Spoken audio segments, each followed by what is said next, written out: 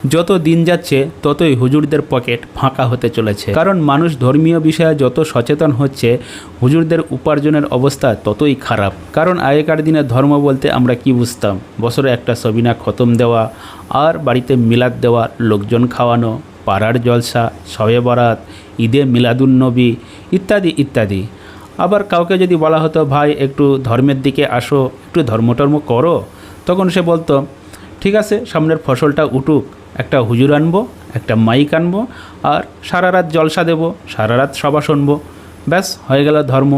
আমরাও ভাবতাম খুব ধর্ম পালন করিতেছি, কিন্তু মোটের উপরে দেখতে গেলে সবগুলোই ছিল হুজুরদের উপার্জনের একটা বিশেষ পদ্ধতি। সবগুলোতেই হুজুরদের পকেট ভর্তি হয়, কিন্তু সাধারণ মানুষের কি লাভ হয়? সাধারণ মানুষ দুনিয়ায় টাকা উপার্জন করে দিনের পিছনে খরচ করে, কিন্তু হুজুররা করে কি? দিনের থেকে টাকা উপার্জন করে আর দুনিয়ায় খরচ করে। কিন্তু আদতে এই পদ্ধতি কি রাসূলুল্লাহ সাল্লাল্লাহু আলাইহি ওয়াসাল্লাম বা আল্লাহ তাআলা এই পদ্ধতি আমাদের বলে দিয়েছেন?